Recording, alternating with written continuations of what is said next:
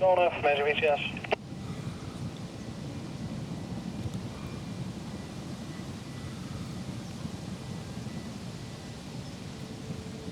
Golden Measurement, yes. That's all received. The Ocean Observer is the next.